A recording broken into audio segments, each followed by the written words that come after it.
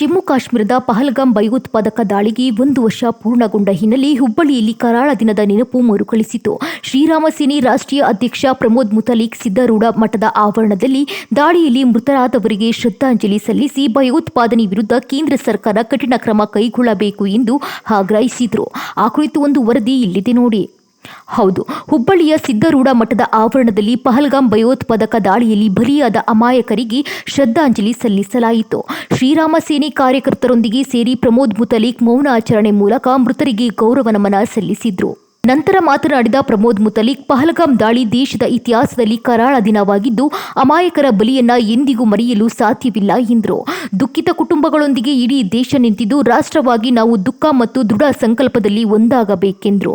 ಭಯೋತ್ಪಾದಕತೆ ಮತ್ತು ಭಯೋತ್ಪಾದಕರ ವಿರುದ್ಧ ಯಾವುದೇ ಮೃದು ಧೋರಣೆ ಬೇಡ, ಕಠಿಣ ಕ್ರಮವೇ ಪರಿಹಾರ ಎಂದು ಒತ್ತಾಯಿಸಿದ ಮುತಾಲಿಕ್, ದೇಶದ ಭದ್ರತೆ ವಿಷಯದಲ್ಲಿ ಕೇಂದ್ರ ಸರ್ಕಾರ ಇನ್ನಷ್ಟು ದೃಢ ನಿರ್ಧಾರ ಕೈಗೊಳ್ಳಬೇಕು ಎಂದು ಆಗ್ರಹಿಸಿದರು. ಒಟ್ಟಾರೆ ಪಹಲ್ಗಾಮ್ ದಾಳಿಯ ವಾರ್ಷಿಕ ದಿನದಂದು ಹುಬ್ಬಳ್ಳಿಯಲ್ಲಿ ಶ್ರದ್ಧಾಂಜಲಿ ಸಲ್ಲಿಸುವ ಮೂಲಕ ದಾಳಿಯಲ್ಲಿ ಮೃತರಾದವರನ್ನ ಸ್ಮರಿಸಲಾಯಿತು. ಜೊತೆಗೆ ಭಯೋತ್ಪಾದನೆ ವಿರುದ್ಧ ಕಠಿಣ ಕ್ರಮಕ್ಕೆ ಆಗ್ರಹವೂ ಕೇಳಿಬಂತು.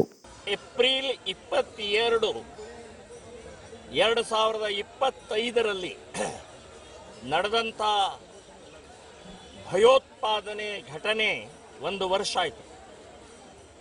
ಇಡೀ ರಾಜ್ಯಾದ್ಯಂತ ಶ್ರೀರಾಮ ಸೇನೆ ಸಂಘಟನೆ ಮತ್ತು ಎಲ್ಲ ಹಿಂದೂ ಸಂಘಟನೆಗಳ ಒಕ್ಕೂಟದಿಂದ ಒಂದು ಶ್ರದ್ಧಾಂಜಲಿಯನ್ನು ಅರ್ಪಣೆಯನ್ನು ನಾವು ಮಾಡ್ತಾ ಇದ್ದೀವಿ. ಹುಬ್ಬಳ್ಳಿಯಲ್ಲೂ ಕೂಡ ಶ್ರದ್ಧಾಂಜಲಿಯನ್ನು ಅರ್ಪಣೆ ಮಾಡಿದ್ದೀವಿ. ಈ ಶ್ರದ್ಧಾಂಜಲಿ 26 ಜನರ ಇಸ್ಲಾಮಿಕ್ ಭಯೋತ್ಪಾದಕರು ಏನು ಹೆಣ ಕೆಡವಿದ್ದಾರೆ, ಆ 26 ಜನರಿಗೆ ಶಾಂತಿ ಸಿಗೋದು ಯಾವತ್ತು ಅಂತಂದರೆ ಇಡೀ ಪಾಕಿಸ್ತಾನ ನಾಶ ಆಗಿ ಹೋಗಬೇಕು. ಆವಾಗ ಮಾತ್ರ ಅವರಿಗೆ ಶಾಂತಿ ಸಿಗುತ್ತೆ. ಸಿಂಧೂರ್ ಅನ್ನುವಂಥ ಪ್ರಕ್ರಿಯೆ ಅರ್ಧ ಯಶಸ್ವಿ ಆಗಿದೆ, ಇನ್ನ ಅರ್ಧ ಪಾಕಿಸ್ತಾನ ನಾಶ ಆದ ಮೇಲೆ ಪೂರ್ಣ ಆಗತ್ತೆ ಅಂತನ್ನುವಂಥದ್ದು ನಾನು ಹೇಳ್ತಾ ಇದ್ದೇನೆ. ಅದನ್ನು ಮೋದಿ ಅವರು ದಯವಿಟ್ಟು ಇದನ್ನು ಗಮನಿಸಿ ಇದನ್ನು ಮಾಡಬೇಕು ಅಂತನ್ನುವಂಥದ್ದು ಹೇಳ್ತೀನಿ.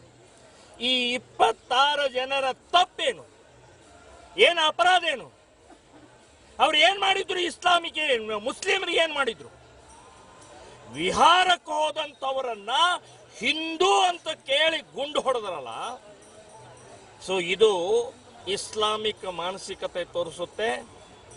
ನಮ್ಮ ದೇಶದಲ್ಲಿ ಇರುವಂಥ ಎಲ್ಲ ಹಿಂದೂಗಳು ಇದನ್ನ ಗಂಭೀರವಾಗಿ ಇಟ್ಟುಕೊಂಡು ನೆನಪಿಟ್ಟುಕೊಂಡು ನಾವು ಹಿಂದೂ ಧರ್ಮದ ಉಳಿವಿಗೋಸ್ಕರ, ಹಿಂದೂಸ್ತಾನ ಉಳಿವಿಗೋಸ್ಕರ, ಹಿಂದೂಗಳ ಸುರಕ್ಷತೆಗೋಸ್ಕರ ಹಿಂದೂ ಆಗಿ ಬದುಕಬೇಕಾಗಿದೆ ಅನ್ನುವಂಥ ಇವತ್ತಿನ ಈ ಸಂದೇಶವನ್ನು ನಾವೆಲ್ಲ ತಗೊಂಡು ಹೋಗೋಣ ಅಂತ ಹೇಳ್ತಾ ಇದ್ದೀವಿ.